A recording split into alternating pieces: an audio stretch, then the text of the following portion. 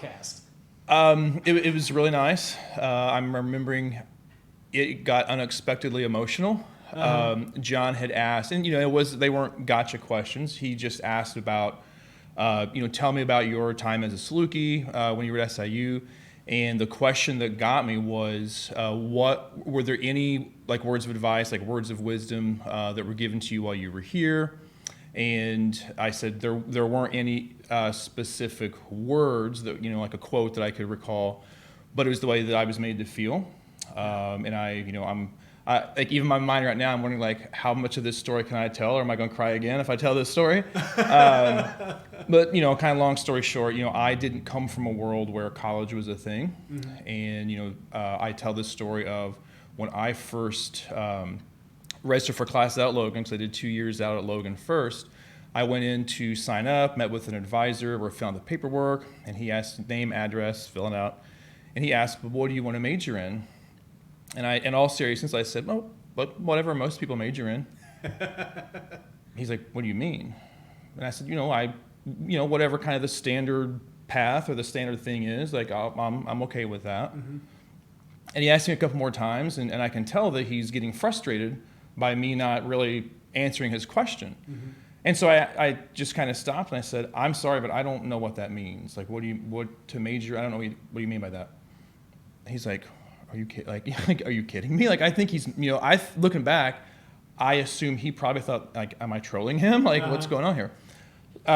So he explains to me, it means like, well, kind of like, why are you here? What do you want to study? What do you want to do? What do you want to be? And he asked, "Have you not done like your pre-advisement work with your guidance counselor in high school?" And I said, "Well, we didn't have a guidance counselor my senior year of high school." And he's like, "Oh boy, like this is gonna be fun." So anyway, he asked, "Well, what do you like?" I said, "I like history." And he said, "Do you want to teach it?" And I said, "Sure."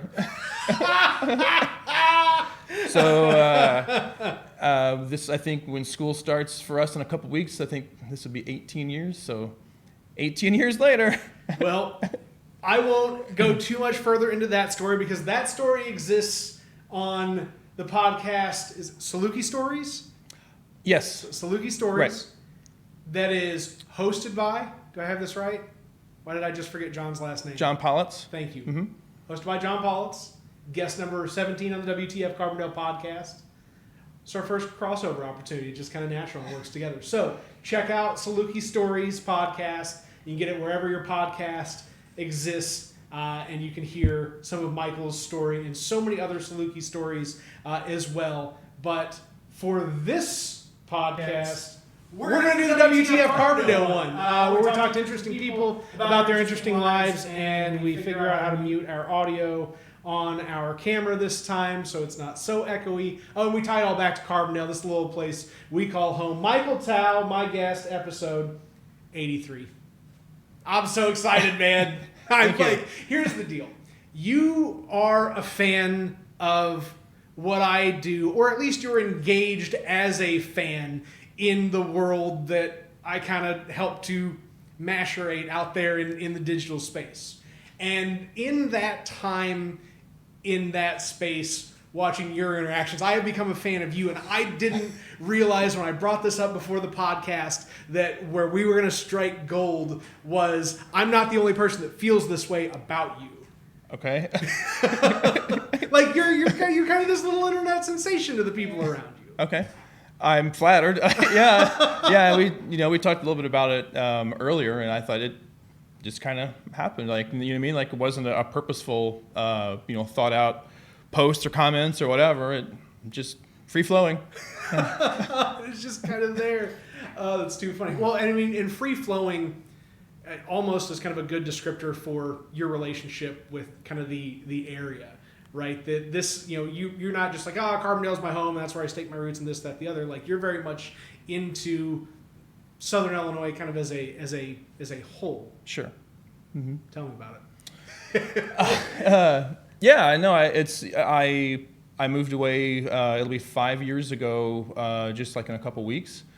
And I'm trying to, like, off the top of my head, trying to count, like, well, how many times have I come back here? And, one of the conversations I had with someone, this last week and a half that I was in town, they were like, well, what do you think about Carbondale now? I'm like, well, I still come here. I think this is actually my second trip home this year. Yeah. Because I came here on spring break for a few days. Yeah, it's changing, but it's still home, and it'll always be home, and no matter how long I stay in Seattle, like this is still going to be home. So, yeah. That's good. I mean, it's just to feel like rooted in a place. Yeah, and like we had kind of also talked about, like it's so hard, like when people ask like where am I from?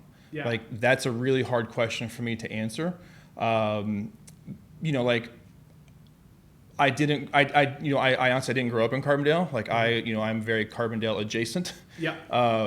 When I was a kid, home life was pretty rough, and I bounced around between my dad lived in Virgins, and then I had my maternal grandparents lived in Elkville, and then I had a great grandmother in Virgins and a great grandmother in Murfreesboro, and I was kind of constantly bouncing around between all those places. But I drew my very first breath in Carbondale. So, yeah, and I've said I would be okay if I draw my last one here, but I want to wait a little while. That's fair. We're not rushing to a grave. Yeah. But, yeah, so, grew up in or around Carbondale. And I think it took me a while to really kind of figure this out, but folks who grew up around Carbondale but not in it, had I think, at least for me, had a kind of a very different feel for Carbondale. And I am glad that over time I was able to reconcile those two, or kind of bridge those two views, I guess, of Carbondale. Yeah. And then obviously my first real kind of interaction down here was going to SIU. Probably was more involved in Carbondale in grad school than undergrad. I was horribly shy, very much, still in my shell when I was undergrad. So did not get involved in Carbondale stuff at all. Because at the time I was living with my dad, so I would commute. I'd come to school in the morning, do my stuff, and then get out, and usually would go back. My dad ran a truck stop in Murfreesboro, and so I would usually go there and work a little bit in the evenings or just kind of hang out. So, nice. Yeah. That's truck stop work. Yeah. How does that play into teaching? What is it like to all right, well, we're coming in, we're stopping for a year, we're getting up and we're going. All right. A lot of transfer skills. Right. That's the trick. Yeah, well, that kind of plays into the, again, not to take too much from the Saluki Stories podcast, but that was kind of, part of the background of that story of me going to sign up for classes and not knowing, like, what does this mean? I don't know what to major in something, I don't know what that means. Yeah. And so I didn't come from a world where college was even on the, like, really even an option. Dad, grandfather, all the males on my dad's side were mechanics. On my mom's side, grandfather, great-grandfather, all my uncles were coal miners. And then as I have said it, I accidentally got a scholarship. Yeah. And that, changed everything. How does having two really like roles of lore to the Southern Illinois story, right? Being two key stories that feed directly into you, right? The coal miner and the mechanic, right? The folks that work with their hands in a grimy, dirty way to keep the rest of the world around us moving during an industrial era. Like, is just having those feed into your, like, individual personality, kind of help to guide some of the interest in history and kind of the just working class interest in history? Yeah, I definitely think so. The coal mine stuff, it's something that I've always kind of wanted to look a little bit more into. I wasn't near as connected to my mom's side of the family as my dad's. My mom left, I think I was in 5th grade, and I didn't really know her again until I was in college. So there was just that disconnect with mom's side. But then when I got interested in family history, I learned that my great-grandfather they were all from St. Louis, and they came down to Williamson County over to Bush and worked the coal mines.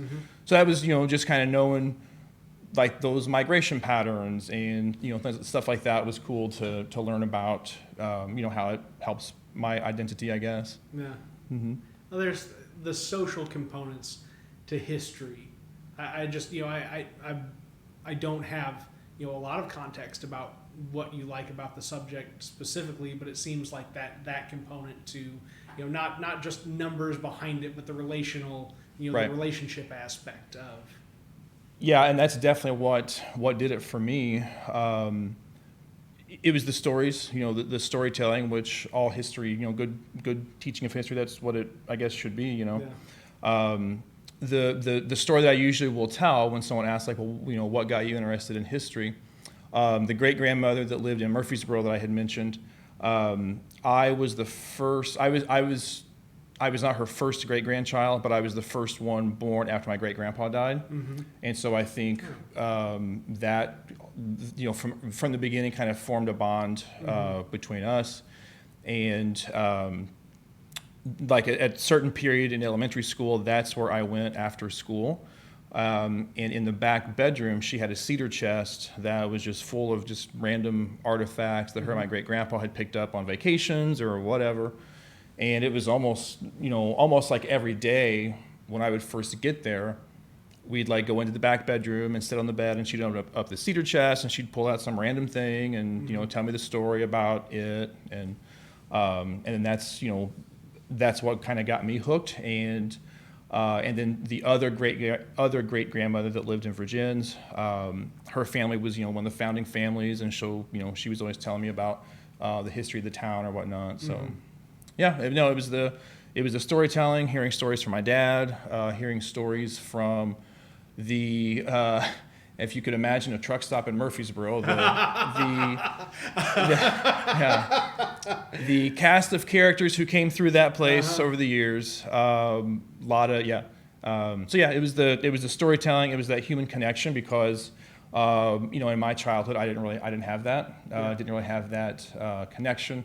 And then found that in the stories of other people. Yeah. So either hearing them, hearing their stories firsthand, or now researching people and writing about them. What's it like being able to bridge the gap between past and future when you kind of take your philosophy of story to the classroom? The first thing that came to mind was I think it's getting harder because nobody wants to sit and listen to a person tell a story anymore. If it's not a TikTok video or whatever. But I say that, but even as I say, like, my mind is saying, like, well, if it's still a good story or it's still a good storyteller, then they're going to listen. Yeah. So. I guess the way that applies to my life is, try to find, keep finding either new stories to tell or better ways to tell them to keep students engaged if we want to translate that into the classroom. Do you think that the technology is making it more difficult for folks to better understand how to tell their story? Like, instead of having to really grasp on the oration and the interpersonal component, that it's a screen first story as opposed to a face first story? I think what the challenge is, and this happens to me as well, realizing that that's still a real person with a real story, because I just know with me, and I know this is for millions of people the same way. What's the first and last thing we do every day? We scroll social media. And it's just like that. It's a pastime now, and I think it's there are times like you may see a very emotional video or something's very meaningful, and you're like, oh, cool, scroll, put it down, and go about my day. And like I don't think it sinks in as deep as an in-person story would. What do you see as a way to get better digestion of these things in our modern world? I mean, and it could be something as like like what we're doing right now, like is what we're doing right now. Yeah. Part of the way to kind of break through, what is almost kind of the distraction media culture and get into the enriched media, presentation. Now you got me thinking. My answer would be, and I tried to do this with my students, try to draw a connection to their personal life. And that's something that I think history teachers especially, that's a skill that we need, because who cares, this stuff that happened 3,000 years ago, like whoop-de-doo, like I got homework tonight, like how's this going to, whatever, So I think one way is in some way to try to always connect it to their life. Because I just know, I'm thinking of, well, what are the types of online content or whatever that I enjoy and that I find myself really committing to long-term memory. And it's stuff that it may not even have a lesson, but it's something that I can that he talked about that, and I can remember I faced something kind of like that, so. Well, and I love the idea of long-term memory and kind of what we get from that. So on the podcast just before this one, 82 with Carrie O'Dell, when Carrie works at the Library of Congress and is a writer, and a lot of the kind of the same synopsis that fire with you, fire with Carrie. And where am I going with this, Nathan? You just got long in the tooth on your talking, and now you're getting lost in your statement. Wow. Just Carrie O'Dell. Carrie O'Dell. Not the story, not the history. The reality of what happened, not necessarily the takeaways that we present as the history of what we want to think happened in a particular way. And his specific reference was to women in radio and television from the 1950s to now, and what representation of actual life in the 50s and 60s was for women in television. And it wasn't just this what he referred to as kind of this Stepford Wives like sheen that we like to pretend it was. There were real characters on TV that portrayed an array of real life circumstances that folks would portray. So the getting to the he said the thing itself, with the history, and referencing that back to what brought me into that ditch that I managed to steer into, and just being that the real history is what you're looking to get people to latch onto, not just this here, take it, go, run with it, and did you ever really comprehend it to begin with? That you want to avoid. Right. Yeah. If I'm understanding where we're at in the ditch right now correctly. Sorry, man. I can just jump away and we can just go talk about baseball, because that's really how bad I just careened off on that part of the conversation. No, we were talking about just trying to try to keep it real or make it real. Try to make this history feel real. And one of the things that I feel or hope that I've always done well, and my principals have always said this, is that ability to draw to the ability to draw this old stuff that kids aren't going to care about to modern day stuff. Yeah. Like if I'm so out of school mode right now. It's summer break, but I'm trying to think of for a few more days. Yeah. When do you guys go back to school in Seattle? The 2 weeks from yesterday, Thursday before Labor Day. Okay. The 26th. Yeah, so we go Thursday, Friday, 3-day weekend, and then we're in it. But now I lost myself. Whatever. Talking about this ancient civilization and be like, well, that's just like this thing today, where we all still have the same we all still have the same basic human needs. We all pretty much want the same thing.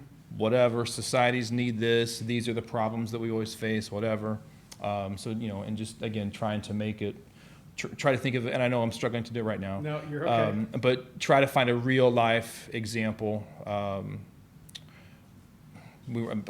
a real life example that they can relate to. I mean, if you want to talk about, just and maybe this isn't as close to real life for, a student here in the States, but connecting something like, Alexander the Great in Afghanistan to America now in Afghanistan, right? Like, what is the modern parallel to what has occurred in history? The fall of Rome. What does that look like in this day and age? Yeah, we're still doing imperialism. Is that what this is? Okay, right. A territory? What is it? That's not a. Oh, okay, that's what that is. All right, I get it now. No, that when you'd just because I've managed to just scrap that whole. I'm sorry, man. That's all right. I'm usually pretty good about staying on track and just kind of getting in, asking my ask, and then getting out of it and getting. So back it keeps to it real. It keeps this real. That is the truth. That's why I give it an hour. If there's a burn 10 minutes, so be it. That's on me. No, but you said pastime, right? You referred to the phrase pastime, and that kind of teed up in my mind baseball, right? And the baseball thing with you is I mean it's as American as apple pie, right? Like that's kind of the well, okay, maybe not the it is like, no, I don't like the cliches of it. Well, but it is. Go ahead. Sorry. No, it's on you. I'm handing over. And the whole baseball research and writing stuff that I've been doing, for me, it has been the silver lining of pandemic. Yeah. For me, I was happy to get back to that. I had done a lot. I mean, obviously being a history major, both in undergrad and grad school, both, did a lot of research, did a lot of writing. I was very fortunate to get some stuff published very early on. The Journal of the Illinois State Historical Society published some things that I had written, and then I had done a lot of writing for the Jackson County Historical Society. But then as life happened, I just convinced myself that I don't have time for that anymore. And then got to other things or whatever. Pandemic happened. Our school shut down pretty early because Seattle was the first American city that was really hit by COVID. And then there was from what I kind of remember, about a 4-week period where we didn't know, our school administrators called us and we came into school this one last day. And they told us, we don't know what's going to be asked of us to ask of you to do the rest of the school year. So take anything out of your room you think you might possibly need. And, in preparation of, you're probably going to teach remotely, teach from home the rest of the year, and then go have a nice day. Just that concept of remote learning, how foreign was it at the time to think of teaching a class from a computer screen? No. Nope. I said many times I would rather just go lay down in the street. I hated it. I think back to, I had, I think it was my senior year of high school. Alvarado had linked up with Johnny Logan, and we did back then what was distance learning, and it was horrible. I mean, it was. The tech aspect then, of course, was not what it is today. Yeah. But I just knew as a learner, I don't learn anything like that. I don't learn anything from a screen, watching someone talk at me from a computer screen, or back then a TV screen. And the thing that was really a struggle for me when I was in high school, I was really good with CAD, the computer automated drafting, I think it was. And my teacher told me, you should really, there's good money in this. You should really pursue that. You're good at it. You should really pursue it as a career. And even then, I was probably 17 at the time, although I had honestly no idea what I was going to do. This was pre-scholarship. Yeah. So I think in my mind, I thought, I'll probably be a mechanic like my dad and grandpa and everything. But even me not knowing what I wanted to do really at all, I knew I could not sit in front of a computer screen. I could not have a job where I sat, 8, 9, 10 hours a day in front of a computer screen. Well, that came around to bite me too. That was just my brain doesn't engage the same way. When I very first started teaching, it was not at all uncommon for me to still be at school 8, 9, 10 o'clock at night, just preparing for the next day. And I was on a fast track to burnout. And when then like my transition was, you have to stop this. You've got to separate. This is work time. This is home. This is relaxing time. Yeah. And so then like phase 2 was, I felt like I did a pretty good job of knowing when my time is my time and keeping it that way. Mm-hmm. So then phase 3 is, pandemic, where you've got to combine those things. Like you're at home where you should be doing the things you want to do, but you got to be working. And it was tough. Like it was a lot of rewiring for me, but I think, and this is really the first time I've kind of reflected back on the last year and a half. I think, or at least I hope, it helped me understand the students' struggle, because that was their same struggle. Like, well, I'm at home. Like, I want to play Fortnite or Roblox or Minecraft, whatever we're playing today. So yeah, and I got to the point to where I had to really adjust what I was looking for from them, and realizing that unless I'm there at their house, there are so many things I don't have control over, and I have to accept that I don't have control over this. And I feel like that was the answer to a totally different question. No, but this is where we go in these conversations, man. Yeah.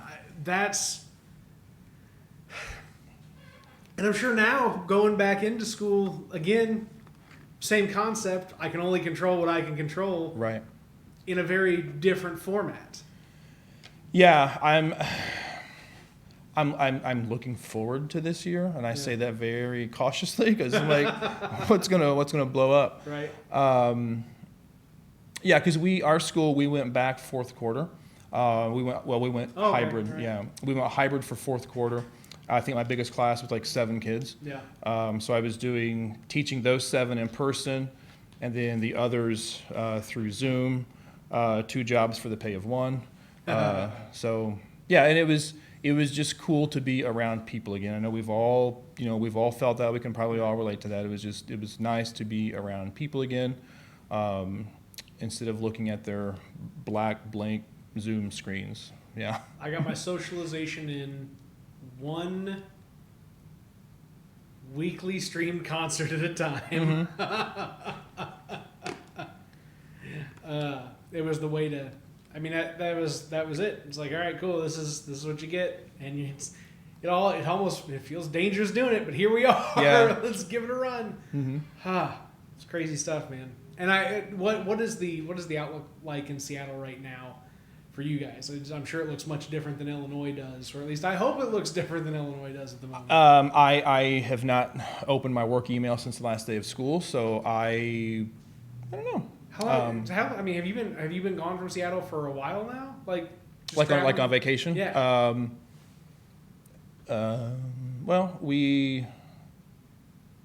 I would say in the last. I'm like struggling because time is so irrelevant now. Ain't that the truth? The last 3 weeks, probably been in Seattle 3 or 4 days. Okay, cool. And then, as far as I know, things are supposed to be normal. But I'm near certain that we'll be wearing masks in the classroom again. Yeah. Our enrollment is down, and that caused some issues, like with budget stuff and teachers getting cut and all that stuff. So the only thing I have heard is that we are expecting about a 20% loss in enrollment. 20%? Yeah. Is that because people have literally just left the metropolitan area with their families? Some folks have left, and others, our district's doing a virtual academy for those families who are choosing not to send their students back into the school. They're doing a separate, it's also like a whole other school. Each building in our district had to sacrifice one teacher who would then only do the online stuff. So that way the rest of us classroom teachers, we're focused on the kids in the classroom, not worrying about Zoom, and I can go the rest of my life without ever hearing that word. So that's, I don't know. We'll see. Well, I'm glad. I can't even do a podcast over, just because, it doesn't interest me, right? I want to be in the room with somebody and talk to them. And have like a real, like, interpersonal interaction where it's not just, hi, and you feel like you're not really talking to another person, you're talking to a screen. Let's do an icebreaker. Let's not. Let's not, he says. Don't waste any more of my time. Better yet, just email me. Yeah, this didn't even need to be a meeting. No, doesn't. So, like, do you really like cherish the physical media component of looking into history? Then, like, a paper letter, a old photograph, a painting, a figurine, a model. Any number of things that represent somebody's work, but it's not just an image on a computer screen. Right. Absolutely. I still read books. This has been a few years ago. I was flying somewhere, probably flying back home on summer break, and I was reading something on the plane, and I always like have a pencil when I'm reading to make notes or whatever. And I think the person across the aisle asked, like, "Are you a teacher?" I'm looking at her like, "Do I know you?" I'm like, "Yes." And she said, "Well, I just, I saw, you're reading with a pencil and making notes, so I just assumed." And I was like, oh, yeah, okay, yeah. So absolutely, like, books, I know my brain works much differently when it's a physical hard copy of a book. And with my own writing now, it's like not that I didn't realize it before, but it's even more to the front of my mind, like how much effort that takes, like how much, time and all the work that goes into making that, the book. I don't mean like, gluing the pages together, but like the writing part, getting it published, the editing, revising, all that stuff. So I know I prefer physical media, photographs for sure. Because a lot of the things that I look into, a lot of things that I like to research, it's pretty rare to find a photograph of some of that stuff, because a lot of it is, I guess, currently it's a lot of local history, small town type stuff, and just, photography wasn't, people just didn't think, let's get a picture of this, or they didn't have the means to capture it, Well, something like just an unreal percentage of pictures taken have just been taken in the past 15 years, right? Since the invention of the smartphone. In the essentially the iPhone generation as we see it now, and it's just like we don't understand what image making decades and decades ago, like, just it's the gravity of it at the time. I guess for some folks, and for others it's just like it's just like it always ever was. When's the last time anyone ever went to a photo studio? I was just thinking. I have a photo of it's my great grandparents on the farm up at Ava, and someone like gave it to me. They found it like going through some old stuff, knew that I was probably the only person in that branch of the family that would be interested in anything like that, and they dropped it off at Dad's gas station one time. So anyway, and they're standing out in front of this log house they had built. And as I researched, like, the photographer, it was his thing to, at that time, like 1890s, just have his wagon and go to these rural farms and ask the families, like, would you like give me a quarter and I'll take a picture of your farm and you can have it. And I just thought, like, for them, like, how big of a, like, whoa, like, we've made it, like, that must be a really big deal. Or and you see photos of families who would go to the studio, and I just think, like, how big of a production that would have been for them. And it's just, so it's cool cool to see that. I guess the flip side is, are you seeing the real person? Like, we know they didn't dress like that every day, but anyway.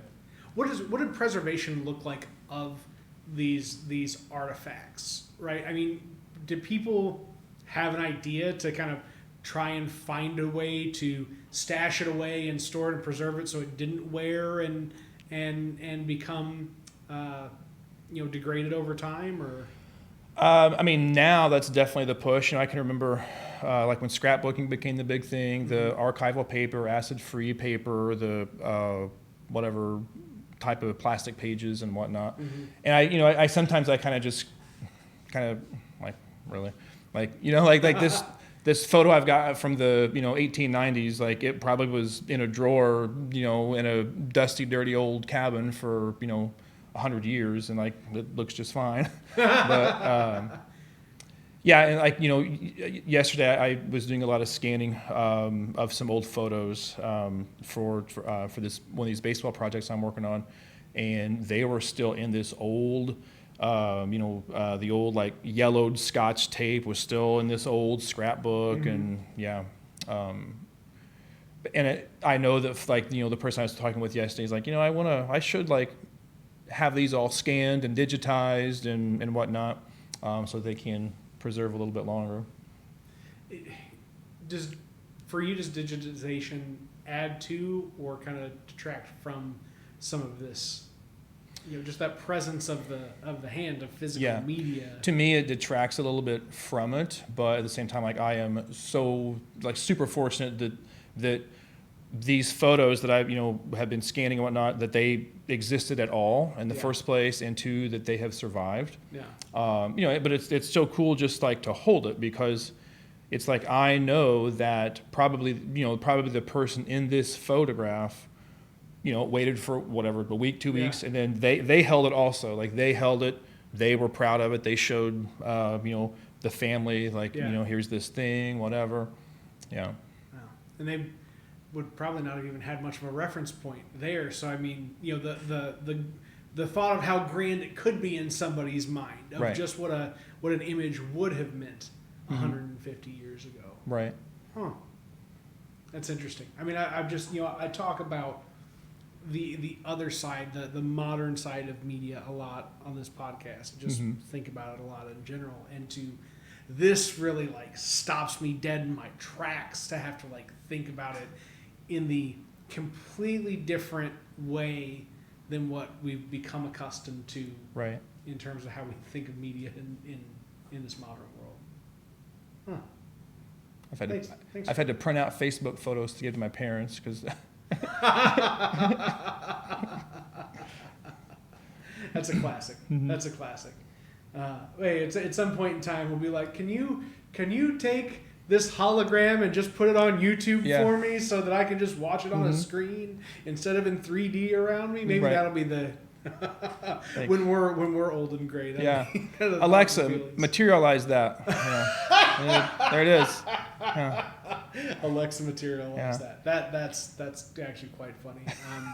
I'm gonna if I could license. You can use that. You can use that. That's what I needed. That's what I needed. Gift. Yeah. Okay. All right. So speaking of comedy and things that will happen in bars, that's a good enough segue for me.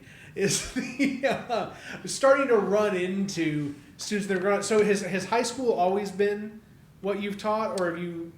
Before I went to Seattle, so when I was here, 9 years high school. I taught 5 at Elkville, and then I taught at Giant Logan College for a year and a half, and then 4 at Carbondale. And then when I got to Seattle, for whatever reason, high school jobs are very hard to find. I don't like what the dynamic is, but it just there's such very little turnover at the high school level out there. So the first year I was there, I was a substitute because this is a whole brand new territory for me. So I wanted to sub just to see like, oh, this is a school like, I'd like to apply for a job here, or nope, don't want to ever work at this one. So then after that next school year, school's about to start. Long story short, got a phone call from a principal who remembered me subbing, and they had a 5th grade position opened up. And I thought, do you have the wrong number? Like, I've never taught 5th grade before. Uh-huh. And she said, well, we remember when you subbed here, our school can sometimes not be very kind to substitutes, and you never had any problems. You never had to call the office or whatever, so we thought maybe you'd be a good fit. So I'm like, okay, sure. Yeah. And in all honesty, this is supposed to be a short story. I think that was year 12 overall. Uh-huh. And I grew more as a teacher that one year than I had in the 11 previous years, teaching 5th grade. So I taught 5th grade that year, and then I taught 3rd grade the next year. The same school had a 3rd grade teacher who had a lot of medical issues. So she went out, excuse me. I've picked up some like mold or allergies or something since I've been here. Yeah, I don't you're just know. home. That's all you are. And Like, it's never been like this before, but yeah. I took my temperature. I'm good. You got too much of that seawater. I guess. Well, yeah. and we're constantly you got a couple different things, right? All of the wildfires on the West Coast, Right. all the Because the whole world's on fire. Yeah, literally it's just on fire. So I tell people, man, we're in the little we're in one of the very few places on the face of this planet that, I mean, we're not completely safe from every, threatening function of climate change, but we are better off than a lot of places. Right. Yeah.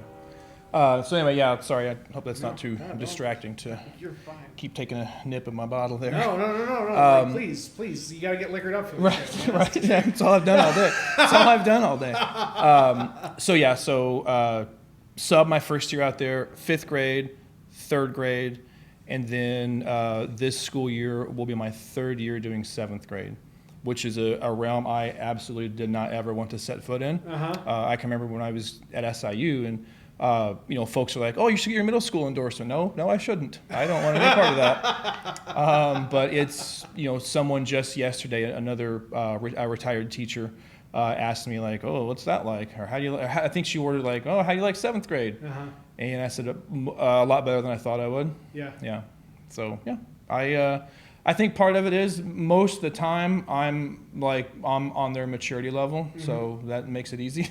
I'm telling you, man. It takes one to teach one. My kids are going into 6th grade now, and the best way to be a parent in that sense is to just be them, and then also let them be you. Right. And then turns out you were all just children the whole time. Yes.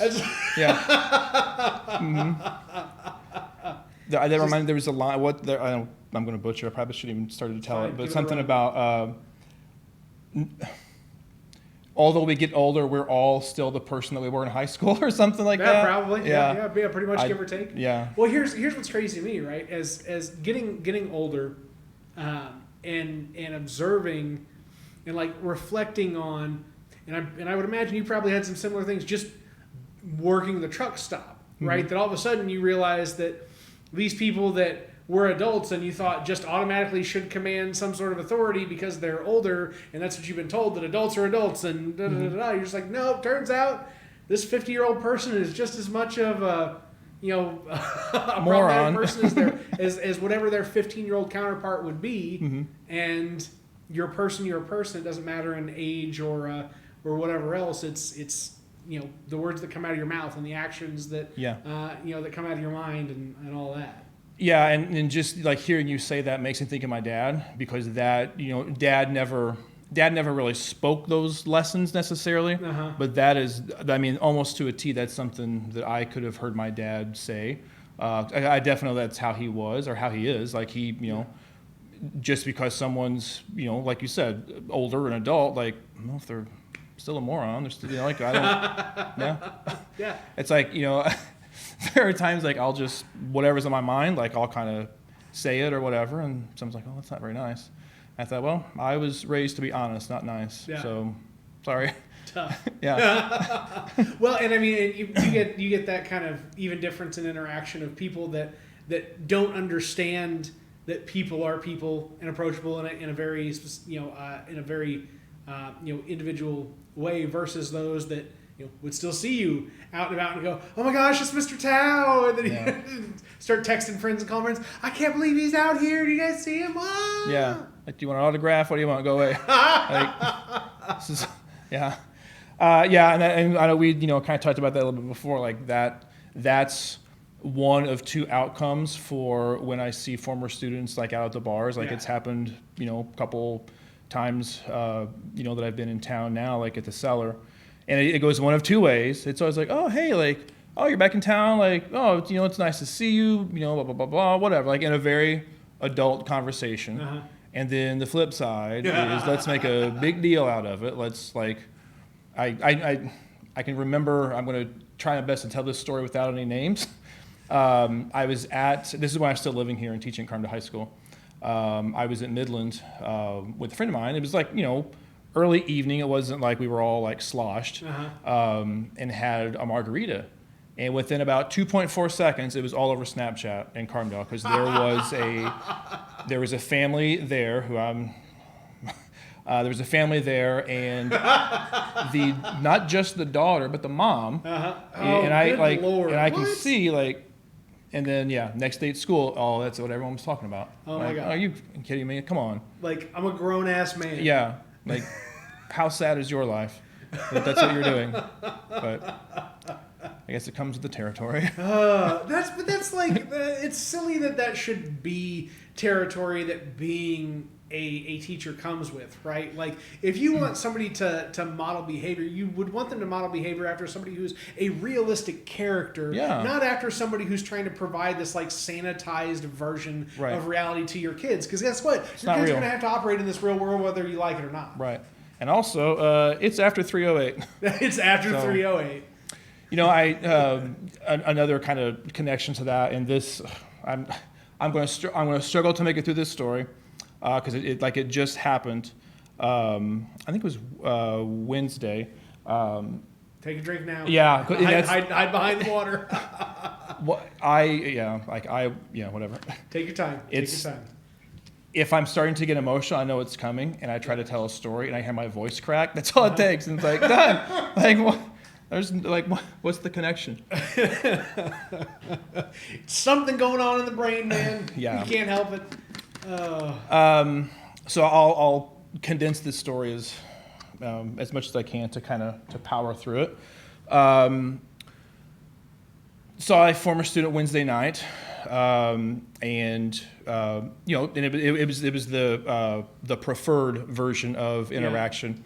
How's it going? Blah blah blah blah blah blah. And I can tell that this person's getting very emotional, and this person outed themselves to me and said that, and it caught me off guard. Not just that, but the story the person told behind it. Yeah. And I mean, I was very flattered, and the person was saying that when I was in high school and I was in your class, like I at that point I was figuring out who I was. Yeah. And this person told me that it meant so much to me. It's okay. There we go. I'll cry with you, man. Don't worry. Don't worry. I'm here. I'm here for you. I'm here with it.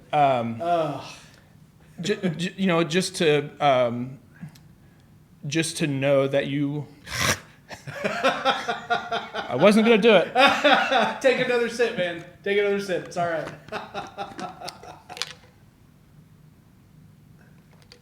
Just to know that, although it was never a topic that was discussed in my class or anything, that person knew that they were in a place where not that you like I tolerate you, no, like I like embrace you're you. Like embraced, accepted, whatever. And then this person just starts profusely apologizing, like, oh, this is I'm so sorry, like blah blah blah. I'm like I appreciate that you I appreciate you told me that. Yeah. And I said I didn't have that person when I was I think this person would have been 16, 17. Yeah. I didn't have that person to help figure things out. So I'm flattered that that not only that you told me, but it means something to me to know that I was that person for you then. So now let's take a shot. Yeah. And forget about it, just drown them all the way. Right. Well, I mean, hey, you know what? Listen, if you're gonna have a good cry, right? You're in the right place. You're in the right bars. Right. Like that's where you should be. And now you've got that. Now you got that quality moment that will reverberate over the years. Yeah. And you know what? And I'm still like, that just happened. I think it was just Wednesday that happened. And I'm still kind of processing that. Yeah. As I'm, stammering to even, add on to that story, it's just, like I wanted to accept the compliment on the person's behalf, and not just like, oh, no big deal. But yeah.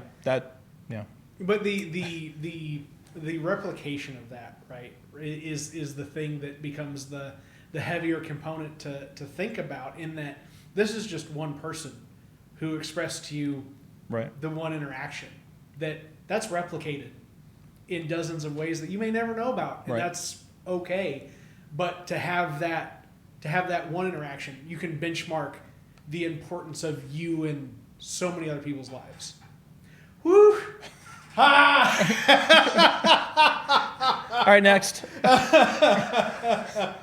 Jackson County Historical Society. You were talking about doing some writing and kind of getting into some work with them. I'd like to at some point in time connect with some of those folks for podcasts. I think that would be really fun, just to talk to some people that what motivates the people behind an organization like that to do what they do, and to just put these stories on display, and not just do that, but like put in the work behind the scenes, and then do the fundraising, and hold the space and preserve the record, and do all these other things that are just tenuous in general.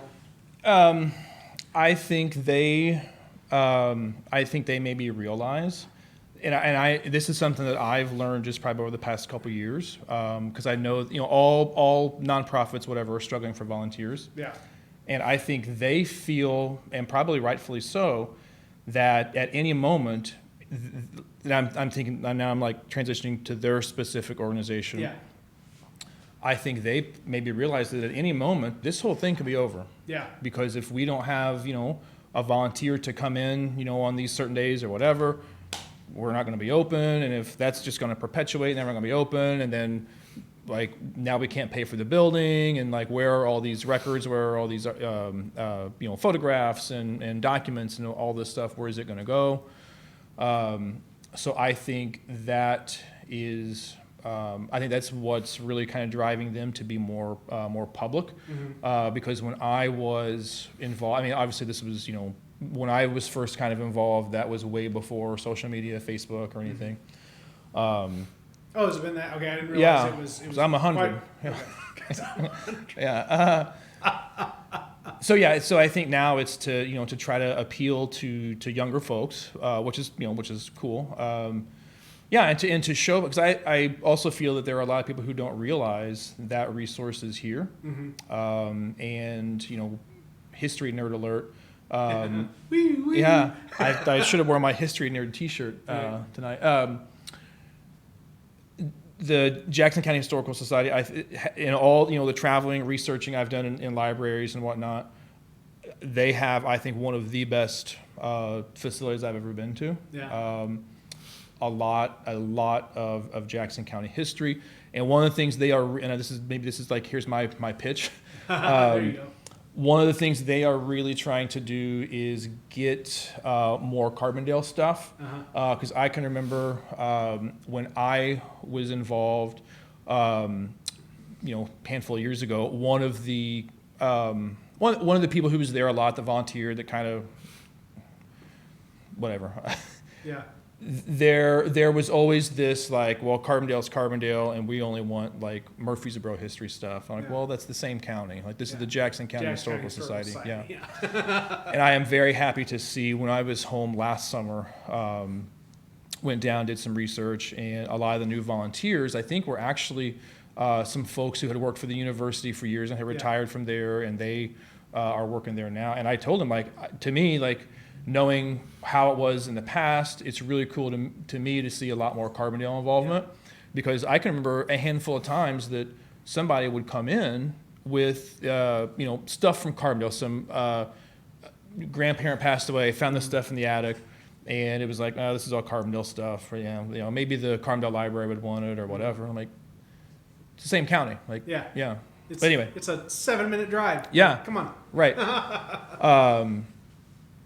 So that's kind of where they're at. I'm glad to see them do the. I think Nick Quigley is the person who does the. They almost a daily post. They do. Yeah, like they're on it. Like they're not messing around. Right. And I mean they get traction. I mean you've got some of the different groups that are hyper relevant to the stuff that they share. And they make the rounds. They really are a powerhouse in that sense. And it's kind of cool just to know that there's university folks kind of associated with it now, knowing just how much of a resource that the archives that and I can't remember. I know that John's not. He's not hands on with this. I remember sending him a project several months ago, like right after we had the podcast call. I was like, John, I got this thing. Can you help me out? And I was like, I'll connect you to the person, and that was that. I handed him off to the person, and they kind of figured out what they could or couldn't do from there. But there's just so much that is recorded that does exist. Sure. Through the college, through the university. And how that could just connect, and that crossover between what the historical society has and can do and what the university has and can do. Right. Because Morris Libraries have been doing the same thing now. They've been going back through, I think it was like 69, 70, 71. Yeah. They would send people out to all these little towns around here and just document daily life. And they now are sharing a lot of that stuff. Yep. Super cool. Yeah. It's I think Tony is one of the Biddle is one of the guys that is actively working on that, and it's neat to see. Yeah. This is it's one thing to just like we stumble across some photos every now and then. Something that we're really good about, it seems, across multiple institutions and organizations here, just specifically in Jackson County, is that there's like purposeful dissemination of this media.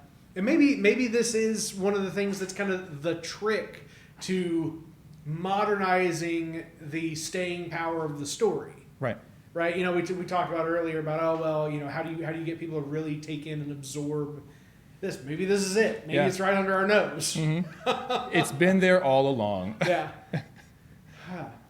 And it really was just your work to begin with, going and finding some pictures, going and finding some text, and going from there. So you like the writing thing. You think you're gonna stick it out for some more projects? It's for whatever reason, writing has always been something that's came very easy to me. Uh-huh. I had some good teachers both in high school and at SIU that really helped me hone my craft, as we say. Like I said, it just, when I was younger, because I'm to the point where I can make statements like that now. Yeah. How old are you, Michael? I'm in the shadows of 40. Shadows of 40. I'll be 40 in April. So you're the entirety of your career, period.com, is teaching from day one, essentially. But you jumped out of college and right into. Literally, yeah. My first year teaching at Elkville, I turned 22 in April, then school started in August. Yeah. That's the only career I've had. I've had other, kind of odd jobs or side jobs, here and there along the way. Mm-hmm. Like college jobs or summer jobs or whatever. So, but that's been the only career. And then the writing thing is, I like the way it's going. I just want to keep going. I know my free time my free time is going to be greatly reduced in a couple weeks when school restarts. But I mean, even if you just kind of approach it from a, maybe writing and breaks. Breaks are the times to pick up writing. Right. I don't know how much you clear off your plate, I'm sure there's still plenty of preparation that occurs between semesters, both winter and fall and all that jazz. But just being able to really like identify these are some chunks of time that I'm going to dedicate to a project and just see what develops from there. Right. Is there anything outside of just here in this regional history in baseball that you're looking at, or is it kind of those are two things that you like and you might stick with? I would probably stick with it. I'm just thinking, like kind of like what's on the back burner or whatever. Everything that I've written that's been published has been some aspect of local history. I'm going through the file cabinet in my mind. Everything's been some aspect of local history, but at the same time, like maybe it's tying into national trends or whatever. That's kind of what I did in grad school with my master's thesis. But ultimately, it's kind of been local history stuff that has been forgotten, or local history stuff that does have a bigger significance outside of the area. Well, and it seems like that is the modern documentarian, the modern reporter, the modern storyteller, just for kind of general consumption, has turned to, well, I don't just need to tell this massive overarching story that only hits on very key figures that everybody could and should or would know, but that we're gonna drill down to, the unique personality that exists at some very what would otherwise be considered insignificant or something that isn't considered a point in history or a place in history, and then elevating that, and all of a sudden that becomes the representation of this point in time or this activity or what have you. Right. Yeah, that reminds me of one of the things that's kind of on one of the back burners. I have a very large stove. And this kind of happened, over the past year and a half, with the murder of George Floyd and Black Lives Matter still being relevant. I can remember Mike Jones at the General Logan Museum in Murfreesboro. He does all their Facebook stuff, and so as the national events are happening, Mike would post excerpts from speeches that Johnny Logan gave.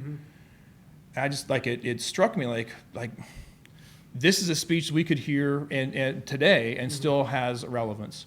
And because I hope I'm not like misreporting or misremembering the way this all kind of happened, but there was a conversation on the General Johnny Logan Museum Facebook page about would General Logan have supported Black Lives Matter if he were alive today, or if that movement was in his era. And Mike Jones was like, well, absolutely. And then he posted a lot, and a lot of folks around here don't know that and don't realize that. And so anyway, back to the point. Jones would post a lot of these like excerpts of speeches, and I texted Mike and I said, has anyone ever done like a collected works of Johnny Logan, like his especially his speeches? He's like, nope. And ding, there's that. That's something that I feel needs to be done. And I just remember when I was writing my master's thesis, I came across this quote from Frederick Douglass that when Johnny Logan died, Douglass, and I'm going to paraphrase, but I remember the gist of what he said. Douglass said something along the lines of, "The black man has lost the best friend it ever had when Logan died," because Logan was very involved in education for the freed people after the war, very much a supporter of civil rights. Logan did a complete 180 in his career because early on he was not a friendly person to black folks. But and so it was just cool just seeing that, I guess, kind of that redemption within him. Because I know he had, when he goes off to fight in the war, he had never seen slavery really firsthand. And I can remember reading the Gary Esselbarger biography of Logan, and there were, I think he maybe found some letters that Logan had written home, and there were 2 or 3 significant moments where Logan, they are marching up on a plantation, and he sees slavery firsthand for what it was, and he's like, this is not at all what I thought it was, and this is not this. So anyway, whatever. It was very eye-opening to him.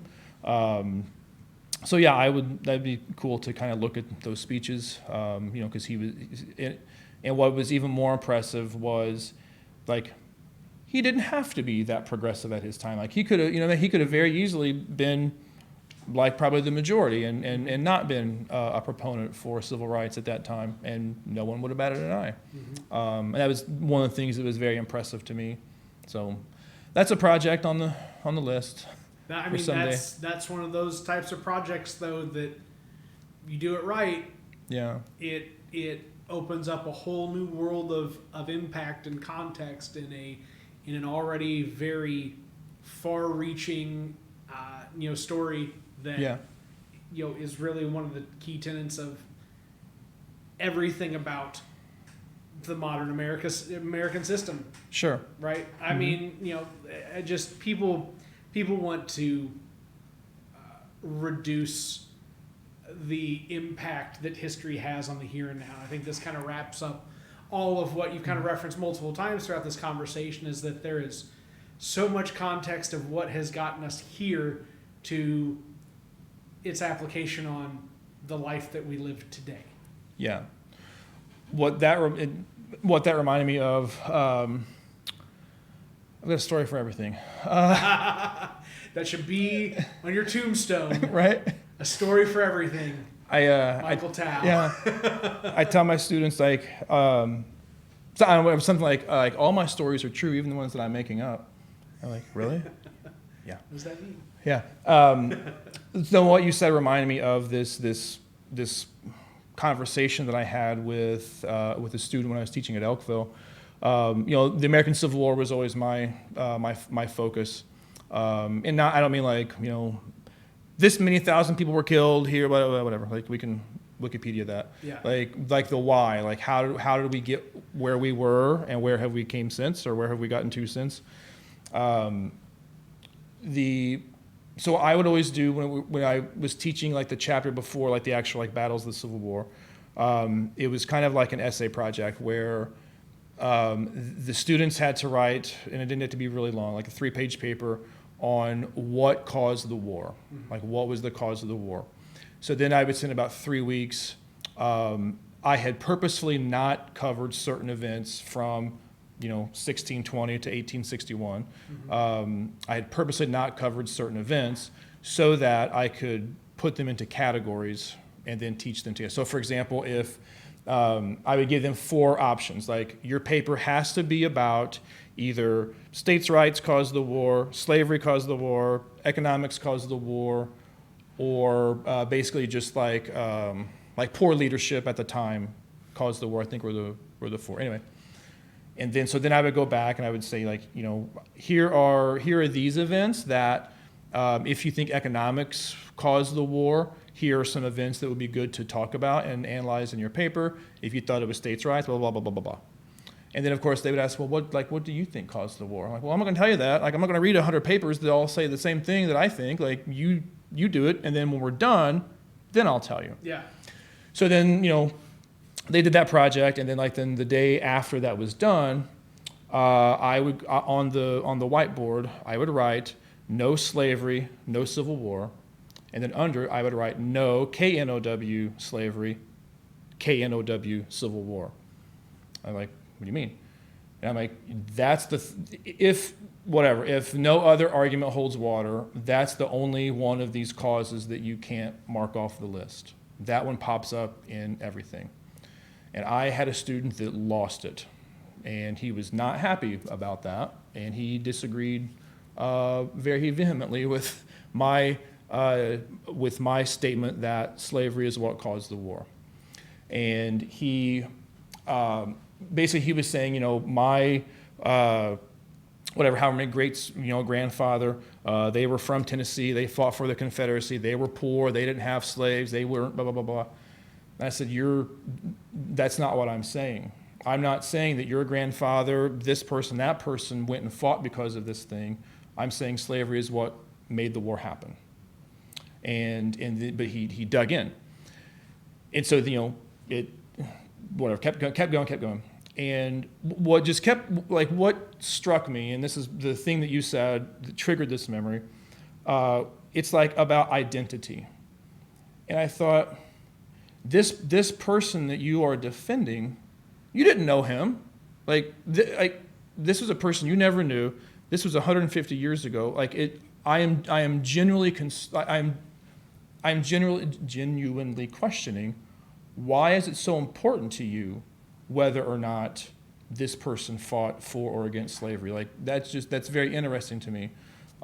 This whole idea of identity, our historical identity, our memory, our historical memory. And I've had so many conversations, and we could go off on this and have whole other episode about seeing the Confederate flag in Southern Illinois. It's just so strange to me. And the number of folks who I am certain their ancestors, fought for the Union, but now they are so, they identify so strongly, whatever. I know there's other issues, but blah, blah, blah, blah, whatever.